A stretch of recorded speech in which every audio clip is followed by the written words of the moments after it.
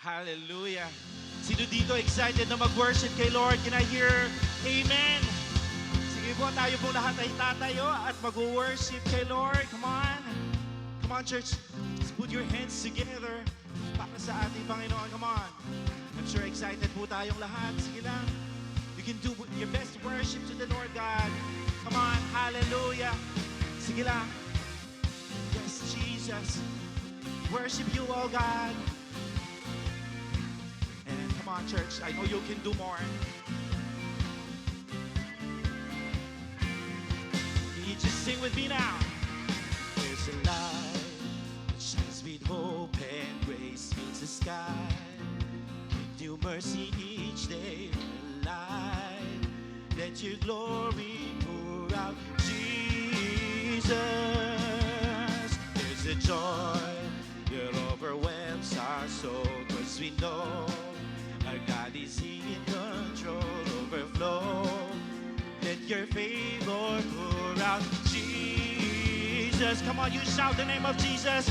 Jesus. This is the day that the Lord has made. We will rejoice and be glad in it. This is the day that the Lord has made. We'll rejoice and be glad in it. We'll rejoice and be glad in it. Come on, church. It's a child that shines with hope and grace fills the sky. With your mercy each day we're alive. Let your glory pour out, Jesus. Come on, church, you see there's a joy. There's a joy that overwhelms our soul, 'cause we know God is in control. Overflow, let your favor pour out, Jesus. You shout the name Jesus.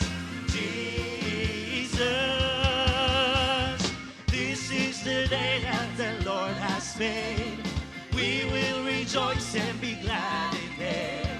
This is the day that the Lord has made. We rejoice and be glad in it. This is the day that the Lord has made.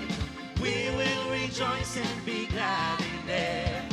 This is the day that the Lord has made. We'll rejoice and be glad in it. We'll rejoice and be glad in it. Come on, church. It's about time to celebrate, because today is the day that Jesus has made. Come on, church. Can you just declare this now in your heart? You sing. Behind is what happened yesterday. Today there's a new thing happening. Behind it what happened yesterday. Today there's a new thing happening. Come on, church, you sing. You're behind what happened yesterday. Today there's a new thing happening. You're behind it what happened yesterday. Today there's a new thing happening. You're behind it what happened yesterday. Today there's a new thing happening. You're behind what happened yesterday. Today there's a new thing happening. This is the day that the Lord has made. We will rejoice and be glad in it. This is the day that the Lord has made. We rejoice and be. Come on, church, you sing. This is the day that the Lord has made. We will rejoice and be glad in it. This is the day that the Lord has made. We'll rejoice and be glad in it. We'll rejoice and be glad in it. Come on, continue to worship with God. Put your hands together and shout the name of Jesus. Come on, you sing. Jesus, Jesus, Jesus. And He's overflowing in this place. Can you just sing now? Come on. Overflowing, the joy is overflowing in me. Overflowing, the joy is overflowing in me. Overflowing, the joy is overflowing in me. Overflowing, the joy. Come on, church, you shout. Overflowing, overflowing. Joy is overflowing in me. Overflowing, the joy is overflowing in me. Overflowing, the joy is overflowing in me. Overflowing. He said, this is the day that the Lord has made. We will rejoice and be glad in it. This is the day that the Lord has made. We rejoice and be glad. Come on, you say it once again. This is the day that the Lord has made. We will rejoice and be glad in it. This is the day that the Lord has made. We'll rejoice and be glad. For the last time you would say, this is the day that the Lord has made. We will rejoice and be glad in it. Cause this is the day that the Lord has made. We rejoice and be glad in it. We rejoice and be glad in it. We rejoice and be glad in it. Hallelujah. We praise you, Jesus. Amen. Amen. Come on, patuloy tayong aawit sa Panginoon. Hallelujah. Thank you, God. And right now, make this song as a prayer of your heart, that you're asking God's stillness, calmness, peace. Thank you, Jesus, once again for the opportunity to praise you, to thank you, to appreciate your presence in our lives. Come on, church, just enjoy His presence.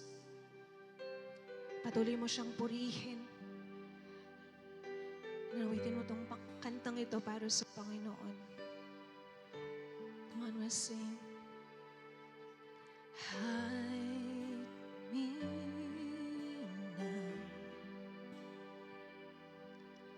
under your wings. Cover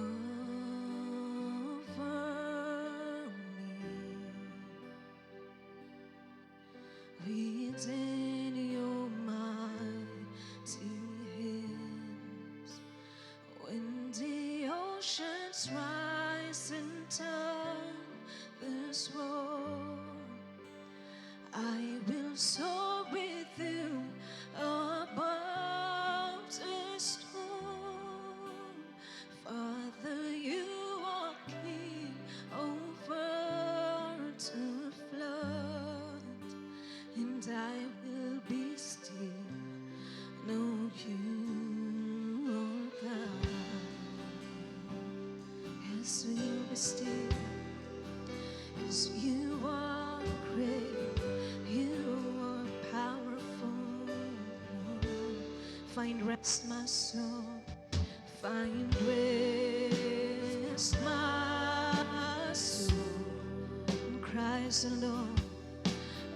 Christ alone, know His power, know His power.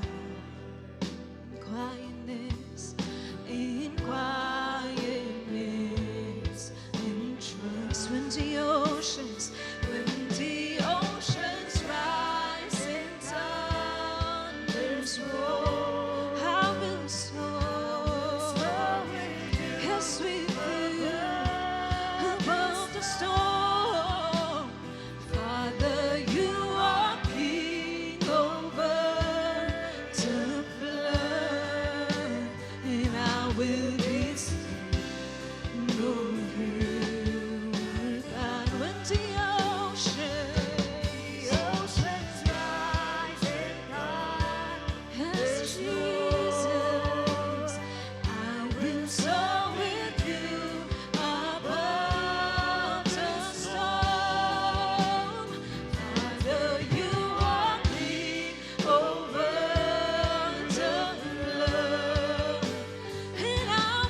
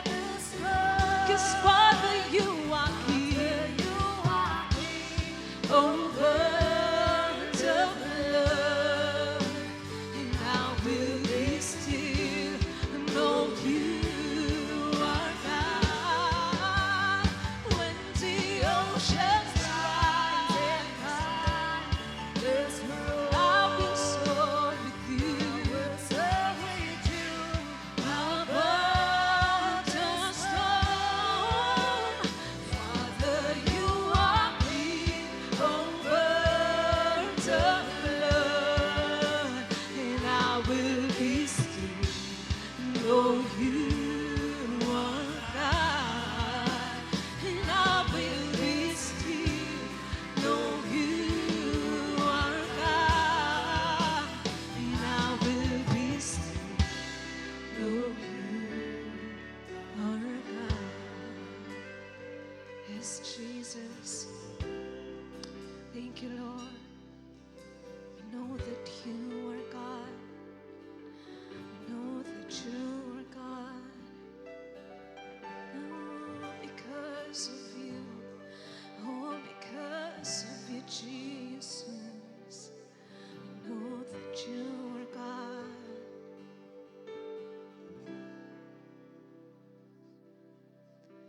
Because of who you are, I give you glory. Because of who you are, I give you praise. Because of who you are, I will lift my voice and sing. Lord, I worship you because of who you are. Lord, I worship you because of who you are. Once again we sing because of who you are, I give you glory. Because of who you are, I give you praise. Oh, because of you, because of who you are, I will lift my voice and sing. Lord, I worship you because of who you are. Lord, I worship you because of who you are. Jehovah Jireh, Jehovah Jireh, my provider.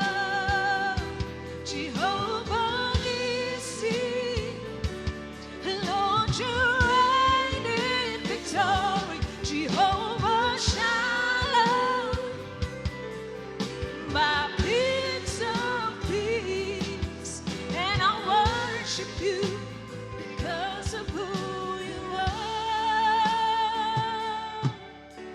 Because of who you are, I give you glory, yes, Jesus.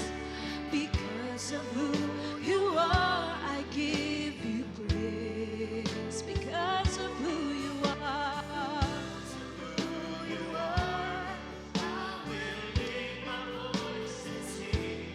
Lord, I worship you because of who you are. Lord, I worship you. Lord, I worship you because of who you are. Jehovah Jireh, my provider. Yes, you are. You are victorious. Oh, Jesus, Jehovah Shalom, my Prince of Peace, and I worship you because of who you are. Jehovah Jireh, my provider. Jehovah Nissi, Lord, you reign in victory. Jehovah Shalom, my Prince of Peace, and we worship you as Jesus, who you are. Jehovah Jireh, you are my provider. Yes, Jesus, Jehovah Nissi, Lord, you reign in victory. Jehovah Shalom, my Prince of Peace, and I worship you because of who you are. Yes, we worship you, and I worship you because of who you are. And I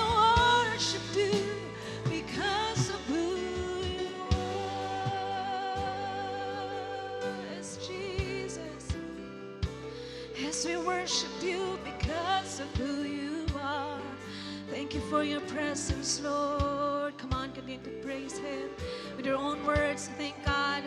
Come on, church, thank God. Yes, Jesus. We worship you, Father, our King and our Lord of all. Thank you, Jesus. Salamat, Panginoon, sa araw na ito at patuloy nabuksan mo ang aming mga puso. We pray, God, patuloy kang pumasok sa buhay ng bawat isa ngayon. Mangusap ka, Panginoon, and we believe, Lord, you are able. You are able. Salamat, Lord. We worship you, and we bring back all the glory to your name. This is our prayer in Jesus' name. Amen. Amen. Amen po. Hallelujah. Sige po, pwede na po tayong umupo. Ayan. Amen. Mapagpalang araw po, Light Family. Sige po, sabihin po natin sa partner natin, partner, masaya akong nandito ka. Ayan. So, may tanong lang po ako, no? Sino po dito naranasan na niyang manghiram? Ayan, napangiti yung katabi mo. Nanghiram na ba yan? Ayan, sa work daw po or sa school, madalas daw po, ballpen o kaya naman papel daw po ang hinihiram. Minsan nga sa mga estudyante, kung mahihiram lang talaga yung printer, hihiramin niya na yan di ba? Sa mga estudyante natin. And sa loob naman daw po ng tahanan, madalas daw po ang hiraman ng charger o kaya naman daw po ng damit. Minsan nga daw wala nang paalam-paalam. Magugulat ka na lang, gamit na nila or suot na nila. Pero yung katabi mo kapag usapang hiraman daw po, no, isa lang naman yung pumapasok sa isip natin. Pera. Well, pera man daw po or bagay, I believe lahat po tayo naranasan ng manghiram. Amen po ba? Amen. And the question is po, naibabalik po ba natin ang ating mga hiniram? So sabi mo nga sa partner mo or sa katabi mo, partner, oras na ng pagbabalik. Ayan, medyo kinabahan na yung partner mo, no?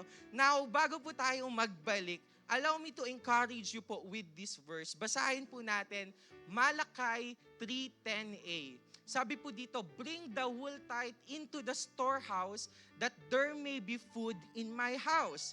Dalhin ninyo ng buong buo ang inyong mga ikasampung bahagi sa tahanan ng Diyos upang matugunan ang pangangailangan sa aking tahanan. With this verse po, Light Family, let us all be reminded of these two truth things about tithing. Dalawang katotohanan po, no? Unang-una na po dyan, tithing is giving back. Ang pagta-tithes daw po ay pagbabalik lamang. Ang sabi po sa verse ay bring, sa Tagalog po ay dalhin, nang ibig sabihin naman po sa Hebrew ay to come in. Ibig sabihin po, inuutusan po ng Diyos ang mga Kristiyano na dalhin upang ipasok ang kanilang 10%, ang kanilang mga ikasampung bahagi. Pero the question din po dito, bakit dadalhin at ipapasok? Bakit hindi daw po natin pwedeng gamitin yung ikasampung bahagi? Ang sabi po sa Leviticus 27:30, a tithe of everything from the land, whether grain from the soil or fruit from the trees, belongs to the Lord. It is holy to the Lord. So, kaya pala natin dadalhin at ipapasok dahil ito pala ay pag-aari ng Diyos. So, in fact, Light Family, lahat naman ng meron tayo ay galing sa Diyos. Pero pinababalik lamang ng Lord yung 10%. Bakit? Because it belongs to Him and it honors Him. So, ngayon, nalaman natin that tithing is giving back. Pero saan naman daw natin ito dadalhin upang ipasok? Let's go to the second truth, Light Family. Pangalawa po, tithing is given to the house of the Lord. Ang pagta-tithes ay pagbabalik sa tahanan ng Diyos. Ang sabi po sa verse ay into the storehouse, no, which also means po treasury of the temple of the Lord.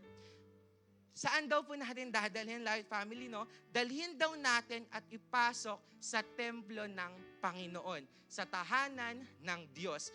And bakit daw po sa templo? Ito raw ay para matugunan ang lahat ng pangangailangan ng tahanan ng Diyos. Amen po ba? Amen. So, Light Family, kapatid, kung nagdadalawang isip tayong magbigay ng tithes ngayon, gusto ko lang ipaalala sa iyo na hindi po sa atin yung ikasampung bahagi. No, hindi tayo nagbibigay, nagbabalik lamang po tayo. At ito po ay ibabalik natin upang matugunan po lahat ng pangangailangan ng simbahan natin. Pangbayad ng bills, rent, pangpatapos sa extension ng church natin, at sa lahat po ng gastusin para sa expansion ng kingdom ng Diyos. So remember, Light Family, your tithing po is an act of your humility, surrender, honor, faithfulness, and obedience natin sa Panginoon. Also po, it is an act of your love and thoughtfulness po sa simbahan natin. And now po, I just want to share po this short testimony kung paano po grabe si Lord. No, as a second-year college student po, criminology student po sa St. Joseph, napakarami po naming napakarami pong testing na inalaw ni Lord sa akin, lalong-lalo na po pagdating sa financial. Last enrollment po, this second sem, I thought po, di na po ako makakapag-enroll. Medyo malaki po kasi yung balance ko from the fees po sa previous sems dahil po nagpa-promissory po talaga ako sa enrollment. And late enrollment na po nun. Pero God is really good po. Last minute po, no, may ginamit si Lord para i-bless po ako at nangako pong susuportahan po yung pag-aaral ko hanggang sa makapagtapos po ako. Grabe po si Lord, no? You know, Life Family, sa buhay po natin, sa una po, papakabahin po talaga tayo ni Lord kapag may problema eh. Pero may plano po pala at ginagawa na si Lord. No? Amen po ba? Amen. Kaya po, with our tithes and offerings po, again po, piliin po nating ibalik ang para sa Diyos. Kaya naman po, as we give back, a gentle reminder lamang po, Life Family, ang tithes po natin, hindi sa'yo, kaya ibabalik mo.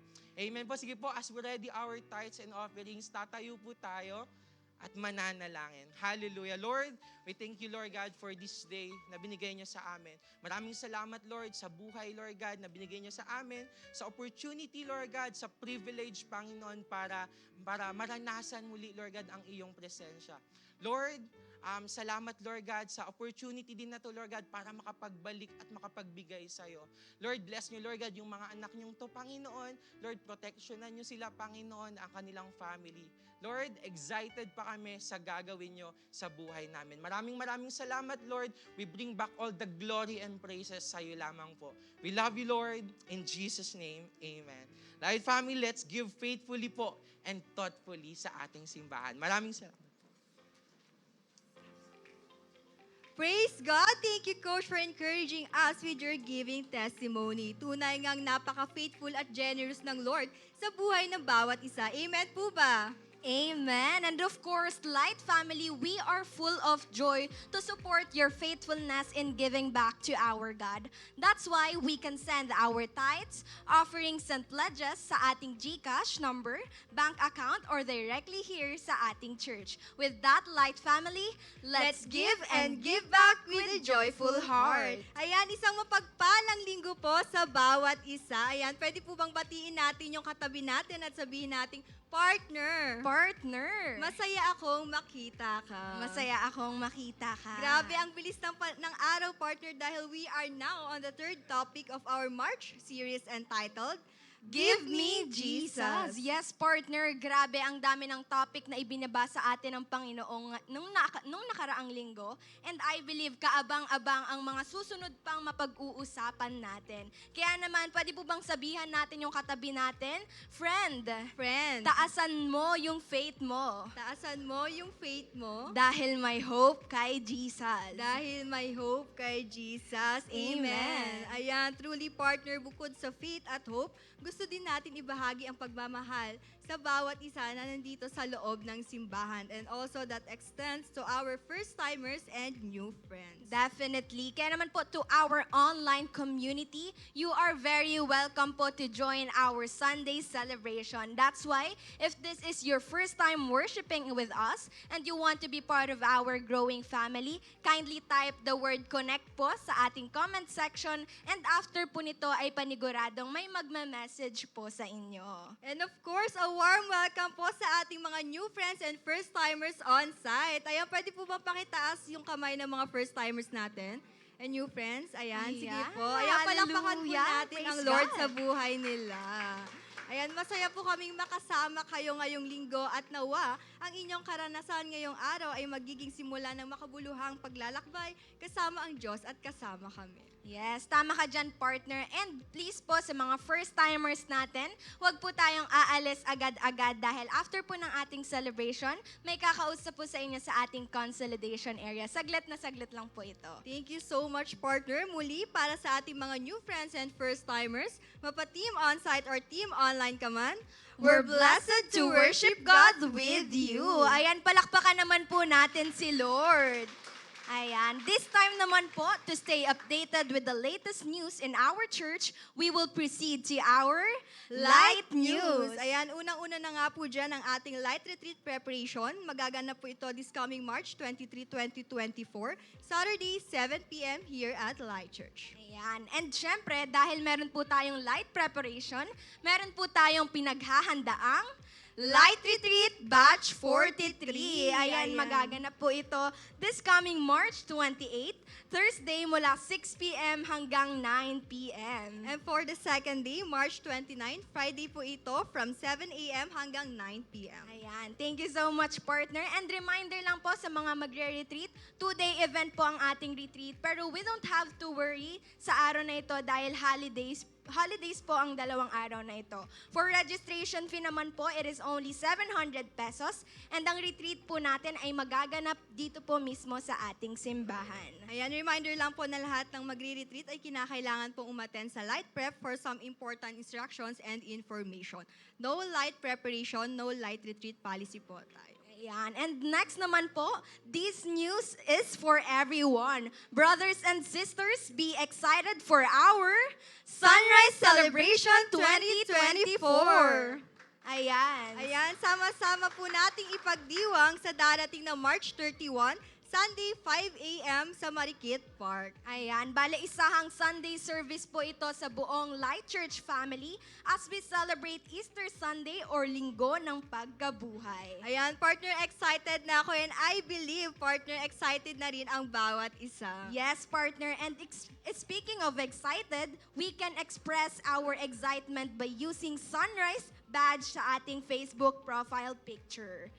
Ayan, reminder po na you may ask for assistance sa inyong network leader kung paano gawin or i-edit ito. And then you can upload it on your social media account using our hashtag Sunrise Celebration 2024, Light Church. And for our first-timers, please paki-assist po ang mga nag-invite sa kanila. And for those who are not yet part of a light group, you can message to our page directly for the link. And that's all po for our Light News. Thank you so much, partner. For assistance and more details, kindly contact your mentor or your network leader. Up next, to be reminded po, let us move to our Light Reminders. And this is for our parents or guardians na may mga kasamang kids every Sunday.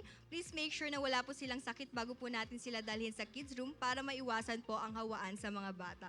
And also to make sure kayo rin po ang susundo sa kanila sa kids room after the celebration. Ayan. And next naman po, pwede po bang tignan natin yung katabi natin? Ayan, isa-silent na po ng katabi natin ang kanyang cellphone. Sige po, sabay-sabay po nating i-silent ang ating devices. Ayan, thank you so much po sa mga nakapag-silent na. And now, if you have your Bible, pens, and notebooks, pwede na po rin natin itong ilabas para mag-take note ng mga ituturo sa atin ng Panginoon. Kaya naman, Light Family, are we still excited? Ay, partner, parang mahina, partner. Are we still excited, Light Family? Amen. Since we are all excited to deliver the Word of God, let us all welcome Pastora Arnie Arcega. Hello po sa ating lahat. Pwede po bang pakingitian ang katabi mo ngayon? Ayan. Pwede bang sabihan mo siyang masaya akong makita ka? Ba't para may nagtanong bakit nandito ka? Ay, hindi po ganun. Okay, so kumusta po tayo? Pwede bang sabihan mo yung katabi mo in one word kung kumusta ka today? In one word lang, sabihin mo lang sa kanya. Sige nga po. You are blessed. O baka may iba sa atin excited. Yung iba naman sad. Yung iba pagod. Hala, bakit parang may umiiyak na po dyan sa gilid? Hindi, joke lang. Okay, excited po ba tayo sa gagawin ni Lord sa araw na to? Amen. Okay, kaya nga po, bago po tayo dumako sa pag-uusapan po natin ngayon, no? Of course, welcome po dito po sa ating Sunday celebration po ngayon. Welcome sa ating team on-site at ganun din sa ating team online po. At bago tayo mag-proceed, meron po akong tanong sa ating lahat. Sino po rito may kakilala ka or may kilala ka na sobrang taas ng IQ niya? Meron ba? Hala, ba't parang natuwa ka kasi parang ako yun. Ako yun mataas yung IQ ko. Okay, pag sinabi pong IQ, yan ay, it stands for Intelligence Quotient na tinatawag. At ito po, dito na measure yung tinatawag po natin cognitive talents at potential ng tao. And speaking of IQ po, ito na. Ang mga taong considered daw po na average yung kanilang IQ ay nasa 100. Okay? Pag nasa 130 pataas daw, ang kanilang IQ, sila raw ay considered na talented. Sabi nung katabi mo, parang sayang 129 lang sa akin. Okay? O yung iba naman, ang highest possible na IQ raw ng tao ay 180. Meron po ba rito ganun ang IQ niya? Parang nagpapaka-humble ngayon yung katabi mo, okay? Pero alam niyo po ba na higit pa doon yung IQ ng mga tinaguriang top 10 highest IQ in the world? Grabe, check natin kung sino yung mga pinakamatalino, pinakamataas ang IQ nila. 10 po sila, pero syempre, pag-usapan lang natin yung top 3. Okay, so yung top 3 po, nakaka-amaze itong mga taong to. Yung third ay si Marilyn Vos Savant, na ang highest IQ niya ay 228. Grabe, no? Siya po ay isang American novelist and columnist, at na-achieve lang naman niya yung 228 na IQ niya nung nag-exam siya sa Stanford at the age of 10. Kilala rin po siya sa pagsusulat ng several books about her at kasama po doon yung isa sa mga sinulat niya na The Highest IQ, What It Means to Be a Genius. So base yan sa buhay niya. Grabe, parang nakaka-intimidate naman kung yan yung libro na sinulat niya, di ba? So yan po, third pa lang yan. Check natin itong top 2. Si Terence Tao. Okay? Si Terence Tao, ang highest IQ po niya, ang average, or yung nagre-range ng 225 to 230. Grabe, gaano to katalino? Nag-start lang naman po siya ng college. Tayo po, anong taon tayo nag-i-start mag-college? Ilang taon? 17, 16, mga ganyan, 18. Pero po, ito pong si Terence, nag-start siya ng college ng 9 years old.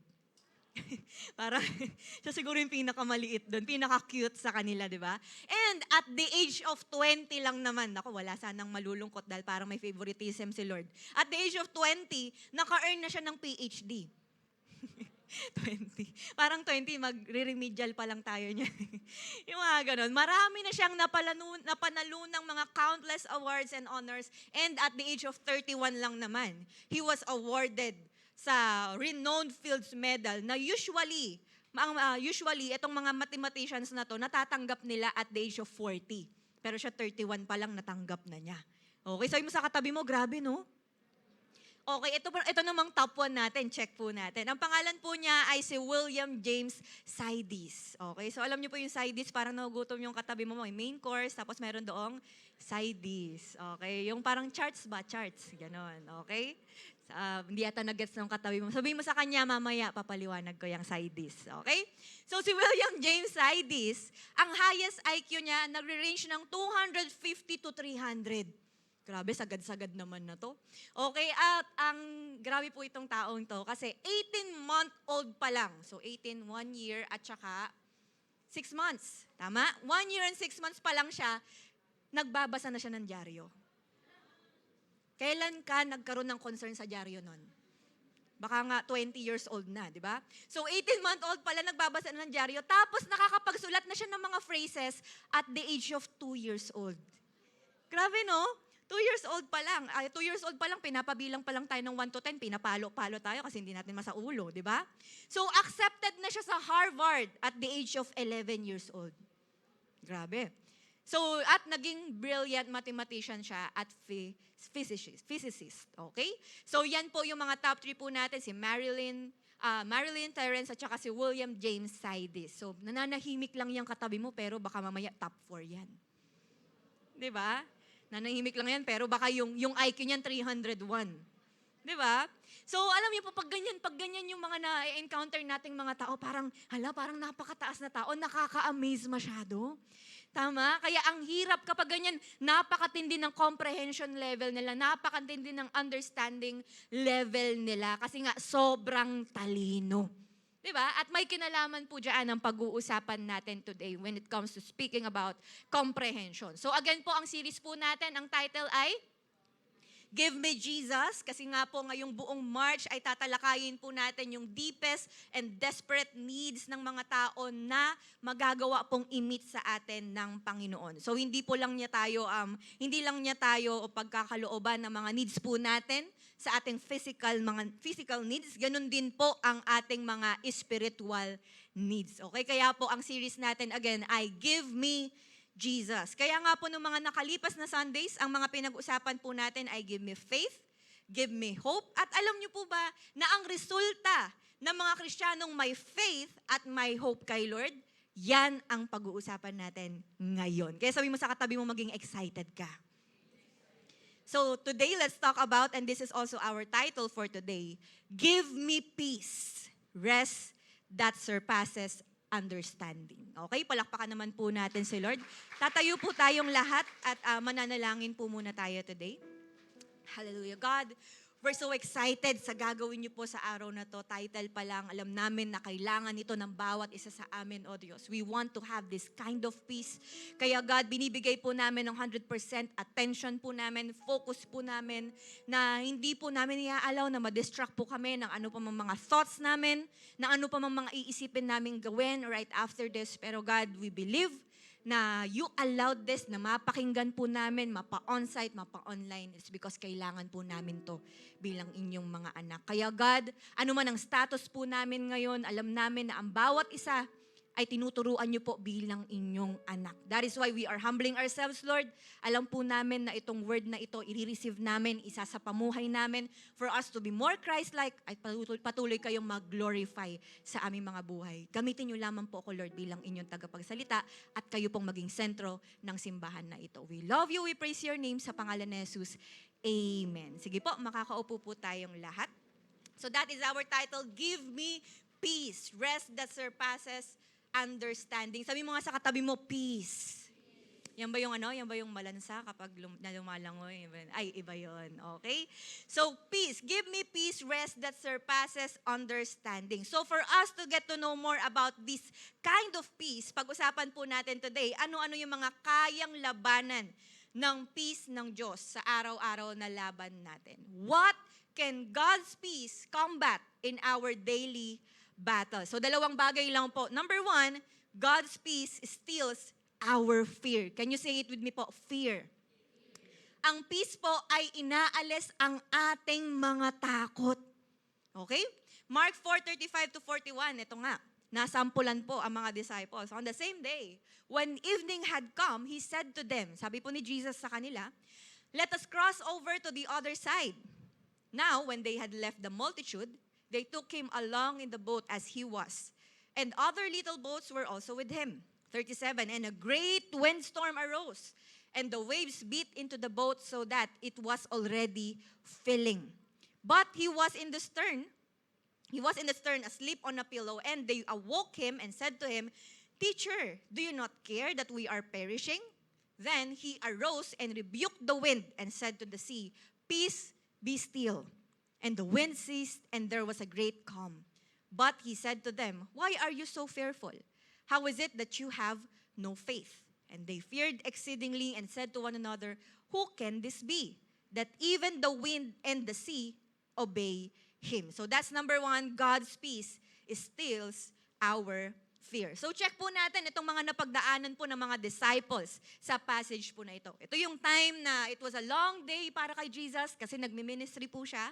And then paglipas ng gabi, nagyaya po si Jesus Christ sa kanila na mag-cross sa other side ng Sea of Galilee. So imaginein po ninyo yung setting, gabing-gabi na, tapos kailangan pa nilang dumaong sa dagat. So, gaya po ng usual na ginagawa ng mga disciples, dahil rabbi po nila or mentor po nila si Jesus, susunod talaga sila anuman ang sabihin ni Jesus sa kanila. So, without even knowing na sa pagtawid pala nila sa dagat, may ituturo sa kanila si Jesus. Okay?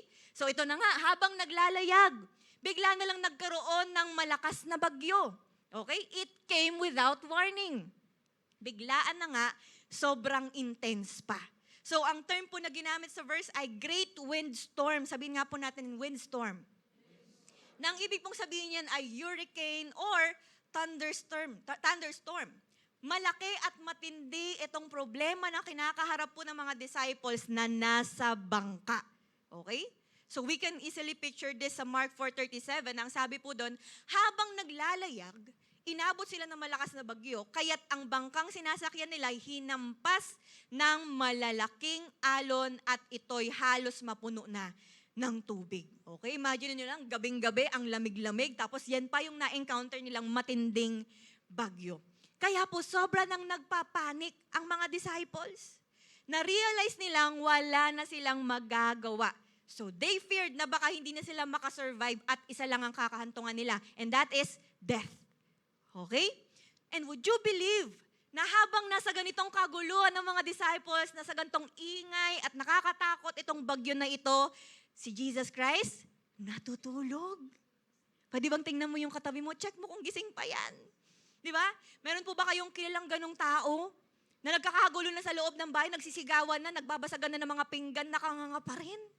Tulog na tulog pa rin. Di ba? Yung nakuha na lahat ng mga gamit?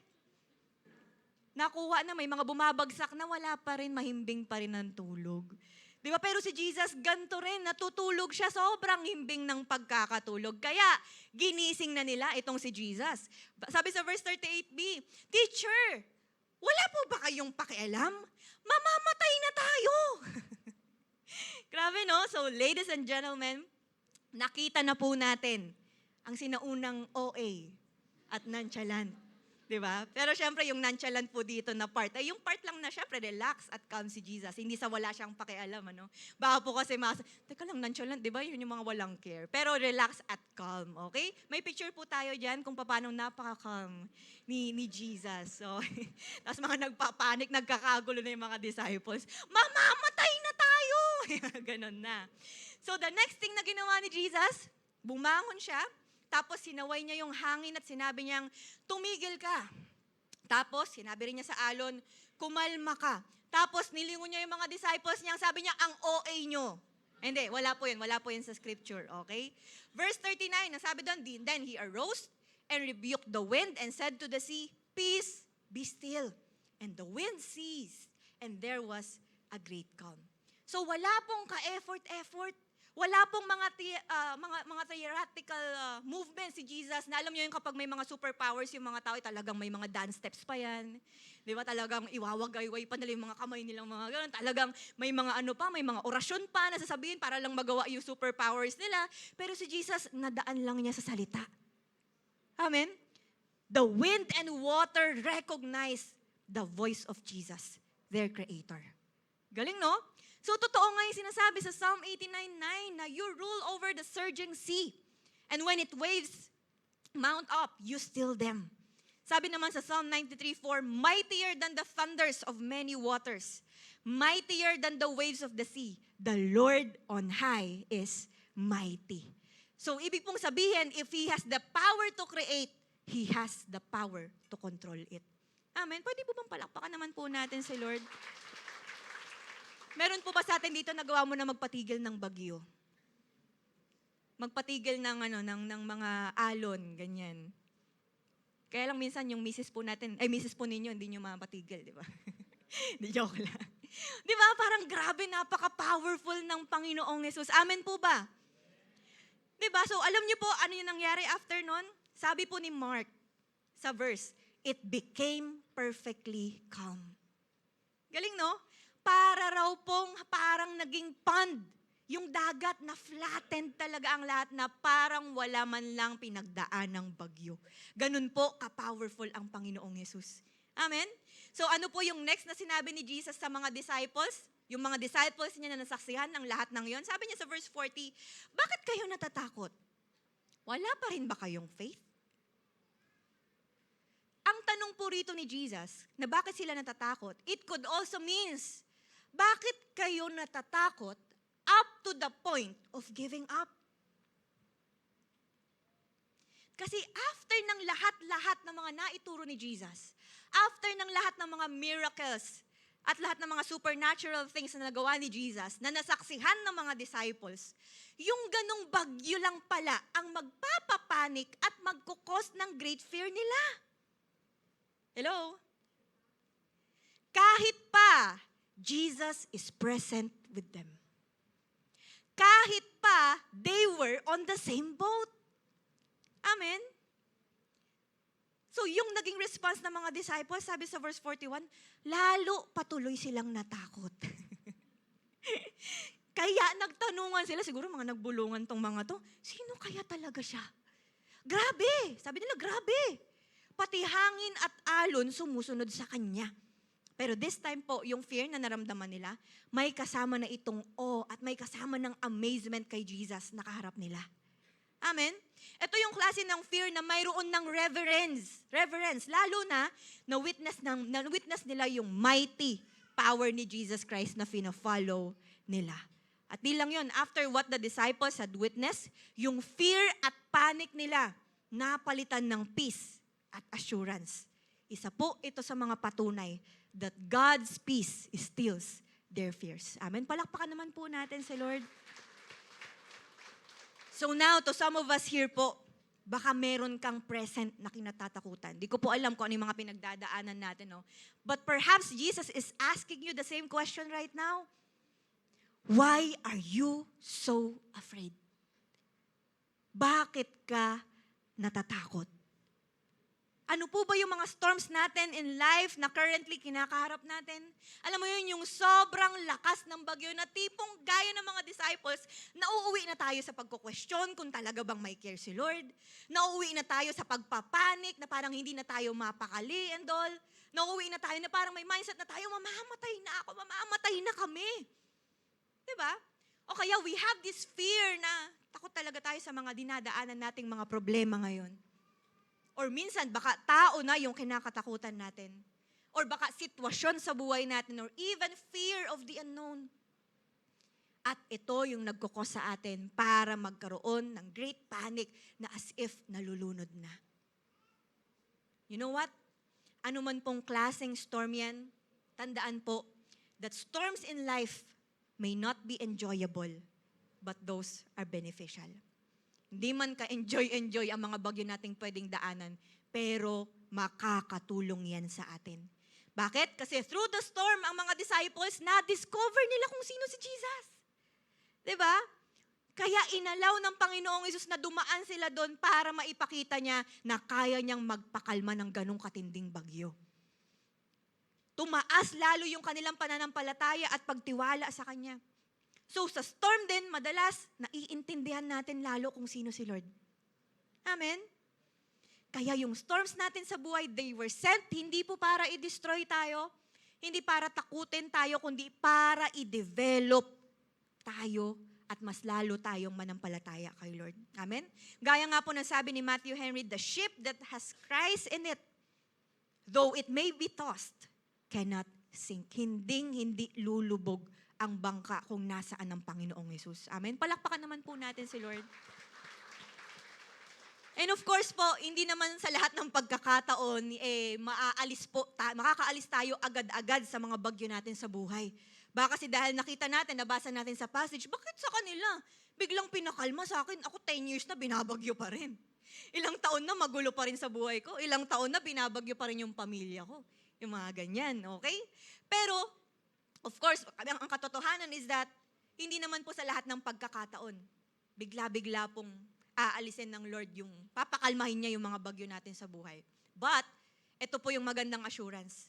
God can provide His peace for us to endure it and for us to be calm at hindi na matakot pa. Possible that Jesus won't always calm the storm, but He will calm you. Amen? At sa paanong paraan? Through His peace. So it is God's peace, yung magiging dahilan para mapalitan ang fear natin ng tiwala sa Diyos na kasama natin sa bangka. Are we learning po? Palakpakan naman po uli natin ang Panginoon. So that is number 1 po. At pangalawa at panghuli, what can God's peace combat in our daily battles? Number 2 and the last, God's peace guards us from anxiety. Ang peace ang nagbabantay sa atin against sa anxiety. Philippians 4:6-7, do not be anxious about anything, but in every situation, by prayer and petition, with thanksgiving, present your request to God. And, sabi sa verse 7, the peace of God, which transcends all understanding, will guard your hearts and your minds in Christ Jesus. So, ang passage po na ito, sinulat po ito ni Apostle Paul sa church sa Philippi. And for us to better understand, ang passage po na ito ay mayroong dalawang magkasalungat. Yun ay yung anxiety at pangalawa, yun yung peace of God. So yung phrase po na to be anxious, sa Greek, ang Greek word po nito ay merimnao. Ibig sabihin, divided into parts, distracted, to go to pieces because it is pulled apart in different direction. Tanungin niyo po kung bakit. Dahil ang tao po, kapag pinili niyang maging anxious, kapag nagsettle siya sa pagiging anxious, it will keep him distracted. Amen? And worse, ito po yung picture na parang nasasakal hanggang sa hindi na makakilos at hindi na makausad. And that is what anxiety can do to man. Amen? Nakaka-relate po ba tayo? Naiintindihan po ba natin? Amen? While yung peace na tinutukoy po rito, kabaliktaran. In Greek ay eirenai, ibig sabihin joining or binding together what is broken or divided. It is about having it all together. Ito po ang gift ng Diyos, and that is wholeness. Can you say it with me po? Wholeness. Ibig po sabihin, sa peace po ng Lord, mayroong harmony. Mayroong security. At ito yung klase ng peace of God na malaya mula sa anumang disturbance, malayo sa anumang wars within the soul, at unlike sa pagiging anxious, na distracted, divided, sa God's peace, may rest, mayroong wholeness. Amen? And here's the thing po, makinig po maigi kasi this is mind-blowing. Sabi mo sa katabi mo, makinig ka maigi. Wag po natin tong papalampasin, no? Sa verse, sabi po doon, it is this peace that transcends all understanding. Can you say it with me po? All understanding. Maski raw po, pag sinabing transcends all understanding, maski yung pinakamatalinong tao sa mundo, maski raw yung pinaka-godly na tao sa mundo, hindi raw magagawang ma-comprehend yung ganitong klase ng peace. Wow! At alam niyo po, ang ganda rin sa other translation. Sa NLT, ang sabi po doon, God's peace, which is far more wonderful, grabe, than the human mind can understand. Sabi naman sa GWT, God's peace, which goes beyond anything we can imagine. So for as long as nai-imagine ng tao itong peace na to, naku, higit pa rin doon. Sabi mo sa katabi mo, higit pa rin doon. Hindi po talaga maaabot or kakayanin ng human comprehension. It is beyond our ability to produce by our own intellect. Tanungin niyo po ako ulit kung bakit. Dahil hindi naman po ito peace from the world, but it is a peace from a divine being, and that is God. Sige po, palakpakan po natin si Lord. So now, ang point po rito ni Apostle Paul is that kahit pa ang mga tao raw po ay surrounded ng anumang cares of this world, kahit daw maraming mga alalahanin sa buhay, still pwede pa rin mamuhay ang tao na to under the peace of God. And that is something na really beyond our comprehension. Amen? May kausap pa po ba ako? Nag-gets niyo pa po ba? Amen po ba? Amen. So, paanong it's beyond our comprehension? Paanong it surpasses all understanding? Ito po, para po mas mag-gets po natin. For example, meron po kasing peace na familiar tayong lahat. At nakikinita nating peace talaga yung magiging resulta sa tao. For example, kapag ang isang tao, alam mong surrounded siya ng good health, ibig sabihin, okay yung health niya, okay yung health ng family niya, walang may sakit, ganyan. Talagang okay sila, physically fit and all. Pag ganyan, may conclusion na tayo, kaya pala talaga may peace yung tao. Okay naman, wala namang problema eh. Di ba? O kaya kapag alam mo na you are surrounded ng mga good friends, ng mga good people in your life, okay, may peace talaga yan. Okay yung mga nakakasama eh. Di ba? Okay yan, may peace talaga yan kasi mayaman, mapera, wala namang problema sa finances. May peace talaga. Masaya siya sa loved ones niya, okay siya sa family, sa lahat ng mga relationships niya, okay, talagang may peace yung tao na yan. So yung mga ganun, understandable. Tama? Nako-comprehend natin ng peace. Tama ba? Pero iba ang peace of God. Kasi yung peace of God na pinag-uusapan natin, it is when a follower of God, dumaan man yan sa matinding crisis, marami ang crisis, marami ang trials na pinagdadaanan, may malubhang karamdaman, magulo na sa pamilya, namatayan pa ng mahal sa buhay, said sa resources, tapos sa kabila ng lahat, may peace pa rin. Kaya kapag ganun yung nakakilala natin Kristiyano na mapapatanong ka, paano siya nagkaroon ng peace? Ito yung klase ng peace that surpasses all understanding. And listen to me po, that is what God's peace can do.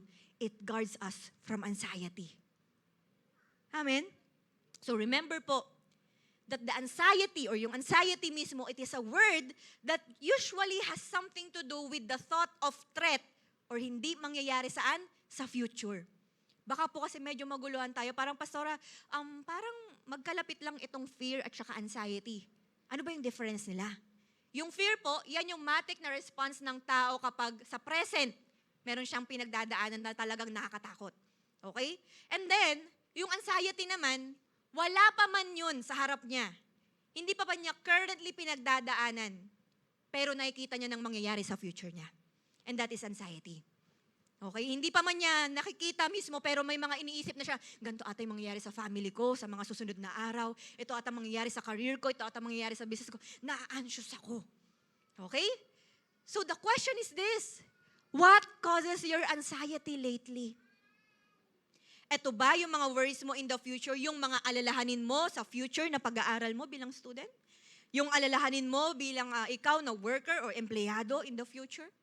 Yung inaalala mo ba yung future ng marriage mo or ng family mo? Or yung hindi magandang relationship mo sa tao in the future, yung ministry or calling? You know what po? Whatever it is, ang gamot sa anxiety mo, God's peace.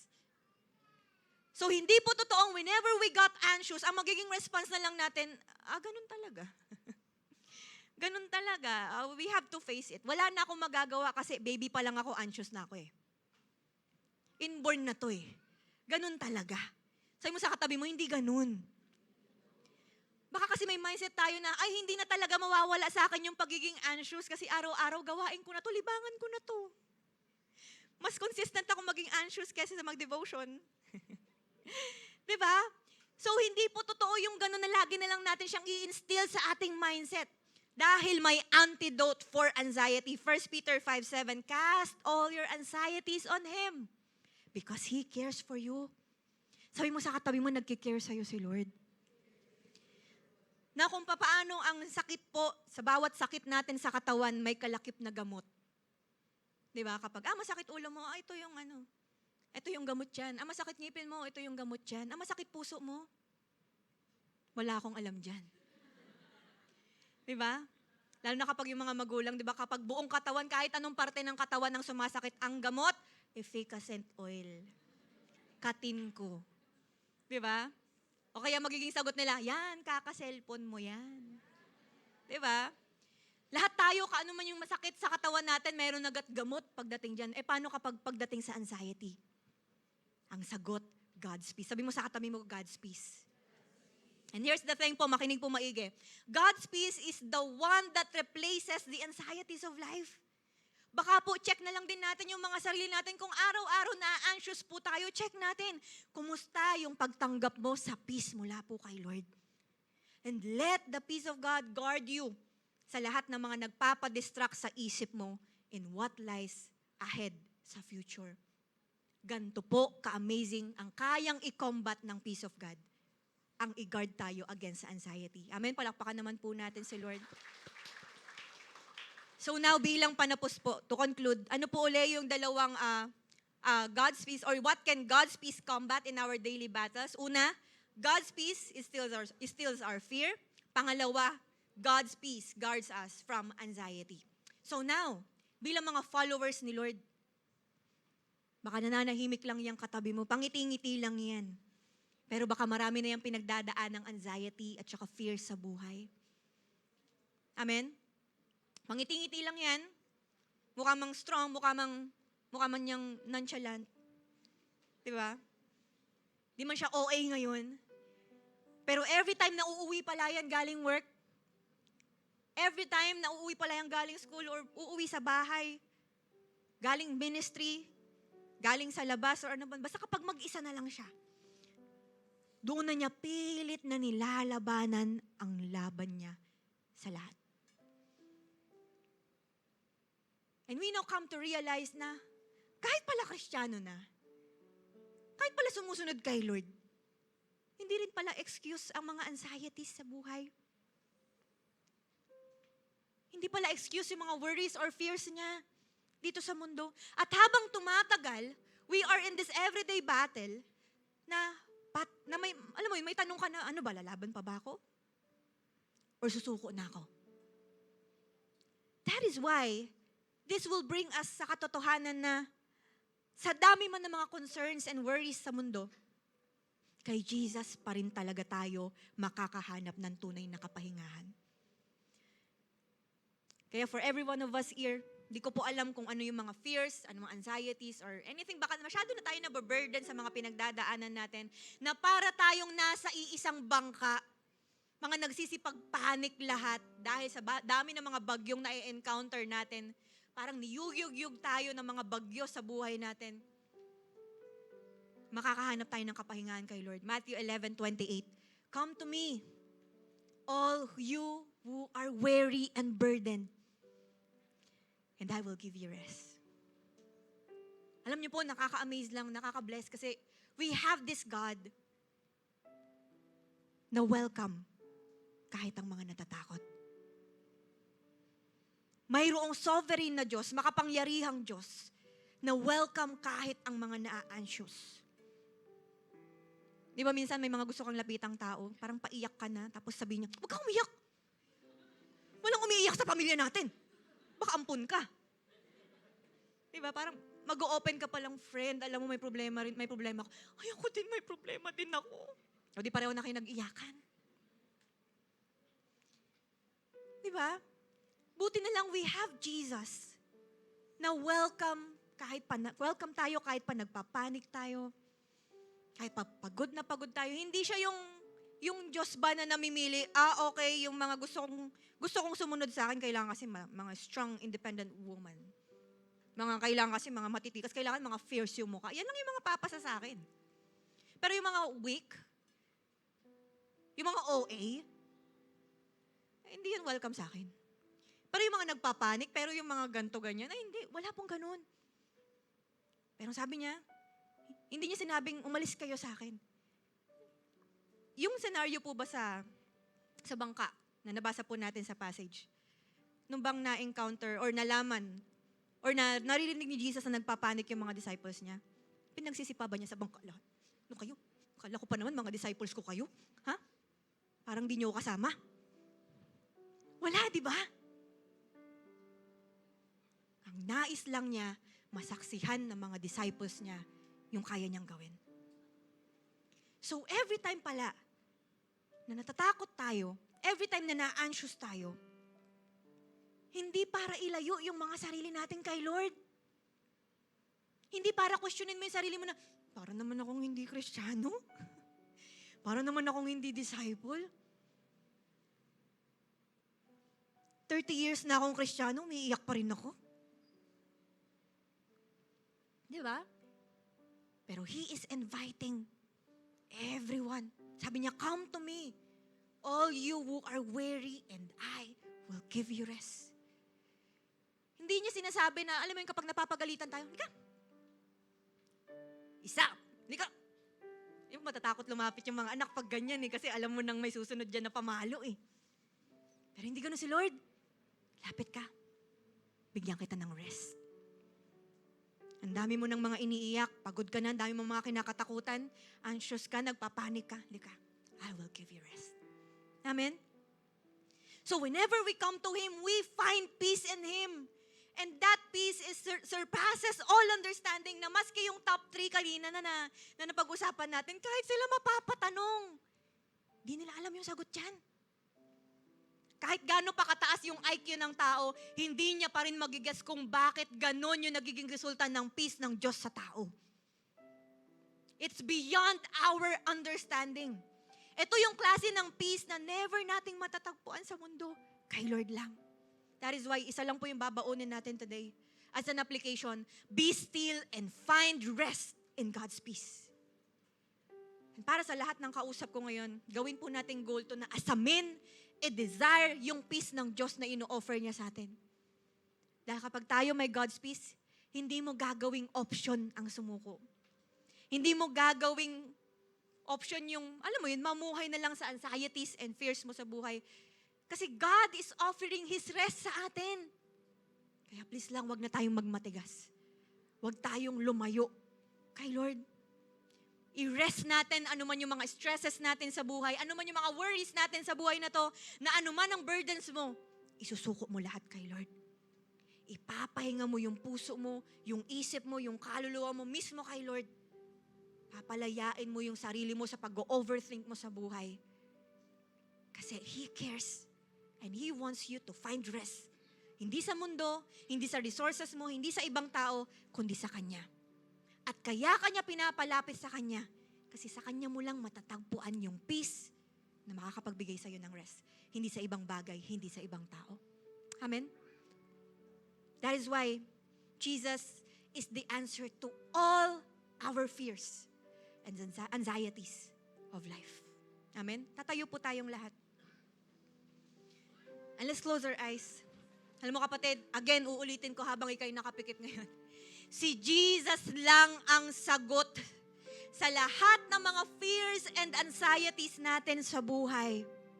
Wala nang iba. I wanna tell you, wala nang iba. Baka kasi we tend to find antidotes, we tend to find na ibang mga gamot pagdating sa anxiety natin, pagdating sa mga fears natin na, baka itong taong to yung magpapaalis ng fear ko, baka itong bagay na to, baka sarili ko lang to, baka marami akong pwedeng lapitan and all. But you know what?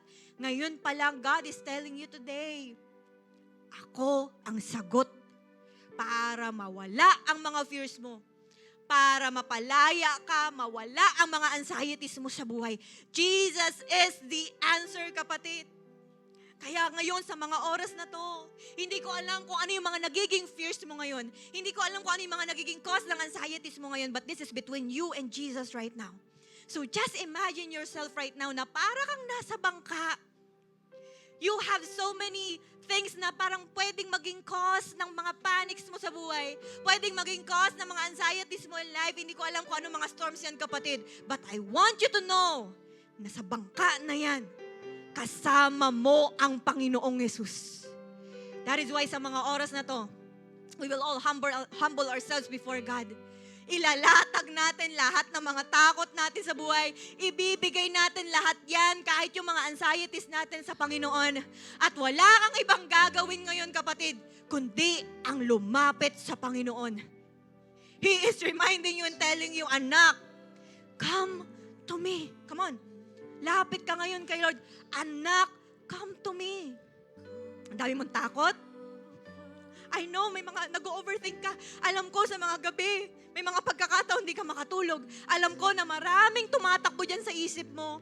Alam ko kung ano yung mga nandiyan dyan sa puso mo. Alam ko kung ano yung mga lagi mo na lang inaalala sa buhay mo, sa pamilya mo. Ano man yung mga yan, gaano man karami ang mga yan, lapit ka kay Lord, kapatid. Come on. Come, all you are weary. Come on. Woo. Lapit ka na ikaw na napapagod. Ikaw na nabibigatan sa worries of this life. And God will give you rest right now. Come on. Samantala Samantalahin mo na yung pagkakataon na to. Lapit ka ngayon sa tatay mo. Lapit ka ngayon sa Panginoong Jesus. Come on. It's time to remove your mask. Wala nang pagpapanggap. Wala nang magtatapang-tapangan. Wala nang magpe-pretend ngayon. Nasa harapan mo ang Panginoong Jesus. So cast all your worries upon Him because He cares for you. Hallelujah.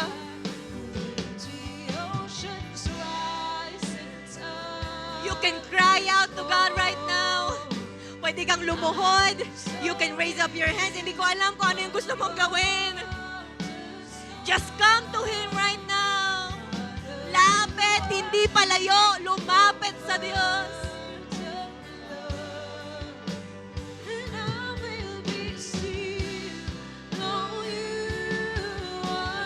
Huwag ka nang magtitira, kapatid. Surrender it all to God. Kausapin mo ngayon ng Diyos na makakapagbigay sa iyo ng kapahingan. Be open to Him that who can give, the God who can give you peace right now. Hallelujah.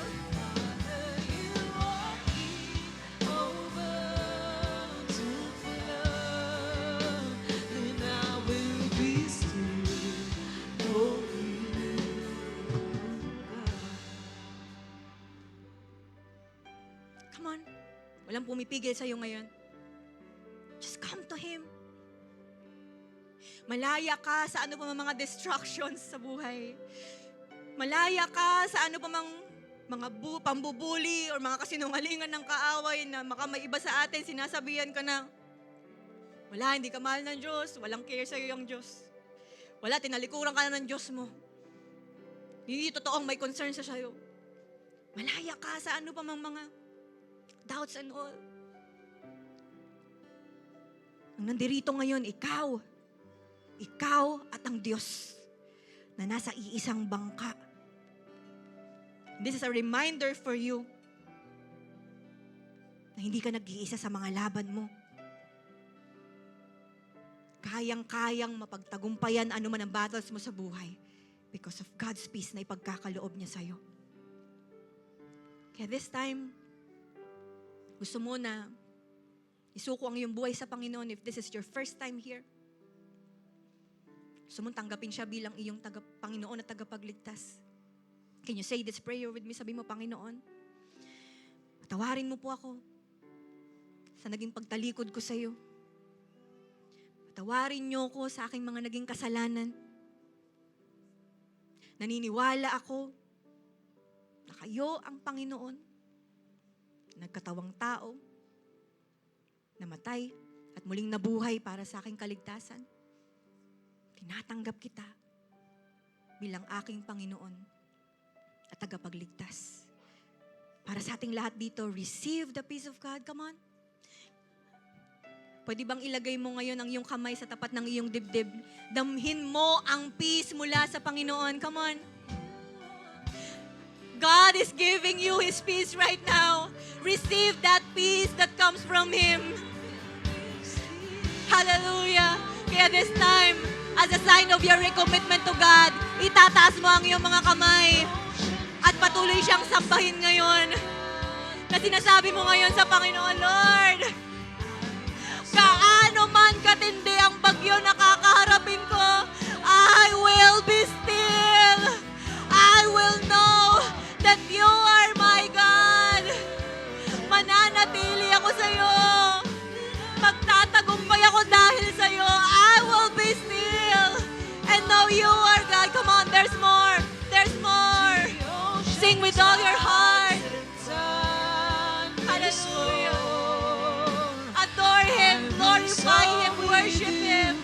Above the sun, Father, you are King over the flood, and I will be still, know you are God.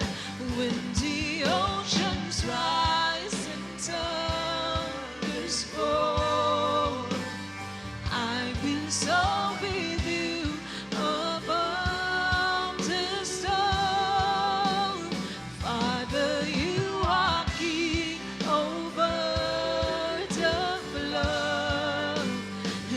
I will be still, know you are God. Come on, for the last time, sing with all your heart. And the oceans Hallelujah. Yes, Lord.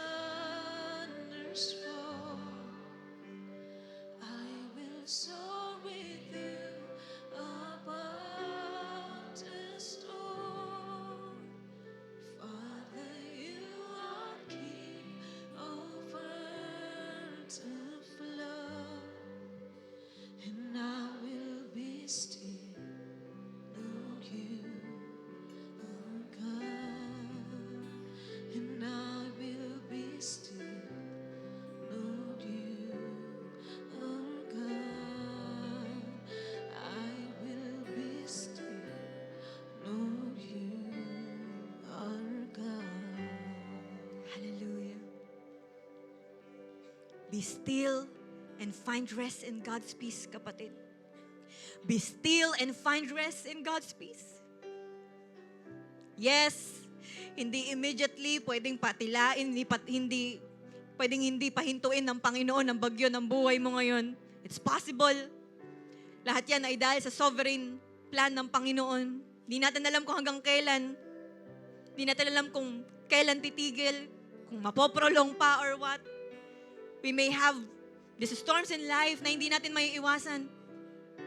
Pero nawa, this will serve as a reminder sa'yo to be still and find rest in God's peace. Kayang-kaya kang pakalmahin ng Panginoon sa kanyang peace.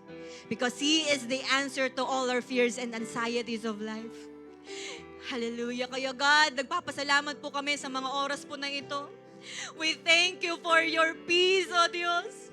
Marami mga pagkakataon pasuko na kami sa aming mga buhay dahil di na namin kinakaya yung mga fears namin and anxieties of life. Pero we thank you dahil sa ginawa ng Panginoong Jesus sa cross. Dahil kami po ay nakipag-reconcile sa inyo. Dahil sa pagmamahal ninyo, nagawa naming makaranas na ganitong klaseng peace. Lord, etong peace na ito na meron kami, hindi namin to ititrade sa pagko-compromise. Hindi namin to ititrade sa kasalanan. Hindi namin to ititrade sa sarili naming pleasure. Pero araw-araw naming nanamnamin ang peace na ito. Patuloy kaming mamumuhay na may intimacy sa iyo, Lord. Patuloy kaming magtitiwala sa inyo. At patuloy kaming mareremind that you are on the boat with us. Kasama namin kayo sa mga storms ng buhay namin. And only you, kayo lang ang answer to all our fears and anxieties of life. At kayo lang ang makakapagbigay sa amin ng peace that surpasses understanding. Maraming salamat, Panginoon. Thank you, God, for your peace. Thank you, Lord, for your love. Thank you, Lord, for your word. Maraming salamat sa pagmamahal mo, Lord. Excited kaming lalo sa gagawin mo sa aming mga buhay. We love you. We praise your name. Sa pangalan ni Jesus. And everybody say aloud, Amen. Come on, pasalamatan po natin si Lord. It's time to worship Him. Hallelujah! Ayan, para po sa mga gustong humabol na kanilang tithes and offering, lapit lang po tayo sa harap dito sa may basket. At syempre pa para sa mga napawi ang kanilang mga pangamba at takot at napalitan ng peace, tayo muling aaway sa Panginoon. Come on, church, you sing. There's a joy that overwhelms our soul, 'cause we know our God is in control. We flow. Let your favor pour out, Jesus. Come on, put your faith in Jesus. You shout, Jesus. Jesus. This is the day that the Lord has made. We will rejoice and be glad in it. This is the day that the Lord has made. We'll rejoice and be. One more time we sing. This is the day that the Lord has made. We will rejoice and be glad in it. This is the day that the Lord has made. We'll rejoice and be glad in it. We'll rejoice and be glad in it. We'll rejoice and we're glad in it. Amen. Sige po, malakas na palakpak po para kay Lord. Amen. Sino po rito na patuloy kang nakaranas ng peace ngayon kay Lord? Amen. Taas po natin ang ating mga kamay. Pasalamatan po natin ang Panginoon. God, we thank you. We thank you for giving us this opportunity na makapag-ministeryo. Napag-ministeryohan po ninyo, patuloy na ma-strengthen, ma-restore. Thank you for healing us. Thank you for calming us. And salamat sa peace mo, Panginoon, na naging paraan for us na lalong harapin ang mga battles namin sa buhay. Ngayon, mas magiging confident kami na patuloy na lumaban kasi alam namin na kasama namin kayo at kayo makakapagbigay sa amin ng peace that surpasses all understanding. At higit sa lahat, sa inyo kami makakaranas ng matinding kapahingahan. Kaya God, dalangin ko po na ang iyong mga anak ay patuloy niyong pagpalain, ingatan. I-bless niyo po sila at ang kanilang family, O Diyos. At sila rin po ay magsilbing daluyan ng inyong pagpapala sa mga taong aabutin po nila para mas lalo makakilala sa inyo at magkaroon ng relasyon po sa inyo, Panginoon. At dalangin din po namin na ito yung paraan para mas lalo namin kayong mag-glorify. Saan man kami magpunta, sino man ang aming mga kasama, ikaw ang makikita sa aming mga buhay. So now receive the blessing of the Lord. The Lord bless you. The Lord keep you. Make His face shine upon you and be gracious to you. The Lord turn His face towards you and give you peace in the name of the Father, the Son, and the Holy Spirit. And everybody say aloud, Amen and Amen. Ingat po tayong lahat. Happy Sunday po.